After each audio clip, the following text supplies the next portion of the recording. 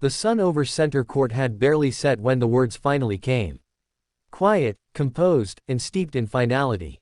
Novak Djokovic, 24-time Grand Slam champion, 7-time Wimbledon winner, and the last guardian of the Big Three, had made his decision. The echoes of his straight sets defeat to Jannik Sinner were still reverberating through the tennis world. 6-3, 6-3, 6-4. A result that was as cold as it was shocking. But now, the scoreline was merely background noise. Because this wasn't just a loss. It was an ending. Djokovic sat at the press table, his voice steady but his eyes weighted with memory. He had been here before, facing questions after losses. But this time, there was no deflection. He looked into the cameras, into the eyes of a waiting world, and delivered the news that felt both inevitable and unimaginable. "This was my last match at Wimbledon," he said. And just like that, the curtain fell. There was no drama, no farewell tour, just one final match, and a decision made in solitude. Jannik Sinner had played the role of executioner, young, fearless, and utterly dominant. He hadn't just beaten Djokovic. He had exposed the fading brilliance of a man who had once ruled these lawns like a monarch. But Djokovic didn't talk about Sinner. Not with bitterness. Not even with resentment. Instead, he spoke with respect. Admiration. Acknowledgement. "The sport is in good hands," he said. And for a moment, the man who once stood alone looked relieved to hand the weight over. His career had been built on defiance. Defying the critics. Defying the crowd. Defying time. But even Novak Djokovic could not defy the inevitable. Even he knew when the battle was no longer his to win. Wimbledon had been his kingdom. A place where he fought the greatest and emerged as one of them. He had written chapters here, against Federer, against Nadal, against the ghosts of center court.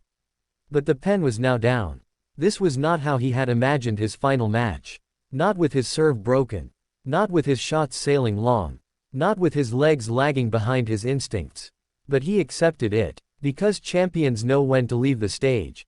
And Djokovic, for all his fire, knew that history would be kinder if he walked away on his own terms. He reflected on his journey. The boy from Serbia who trained in bomb shelters. The man who became a symbol of resilience. He had weathered injuries, controversies, politics, and pandemics. He had been adored, booed, celebrated, criticized. But through it all, he had endured. He had conquered. And now, he was choosing peace over pursuit. Stillness over struggle. Legacy over longing. "I gave everything to this game," he said. And there wasn't a soul in the room who could argue otherwise. The journalists were silent, not out of shock, but reverence. Because they knew. They had chronicled the journey. They had seen the greatness. He spoke of his family. Of the sacrifices. Of missing birthdays, milestones, memories.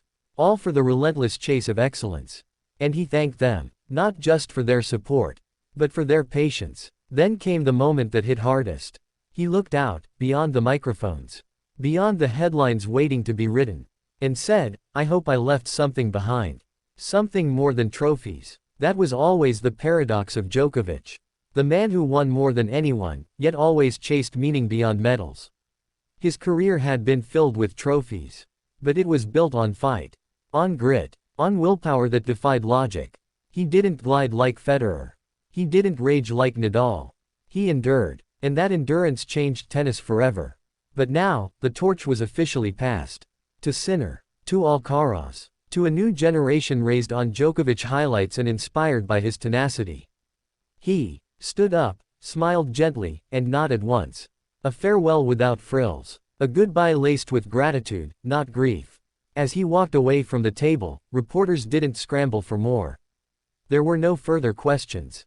No chasing quotes. Only silence. The kind of silence reserved for endings that matter.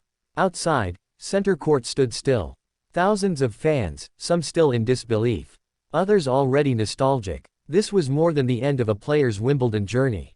It was the final breath of an era. Federer, gone. Nadal, gone. And now, Djokovic. The Big Three, the trinity that had defined 2 decades of men's tennis, had finally exited the stage.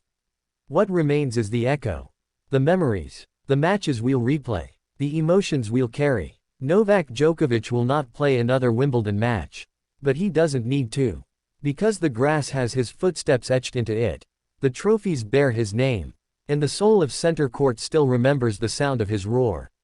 He didn't get the ending he may have dreamed of. But he earned one that was true. And perhaps, that's the greatest victory of all.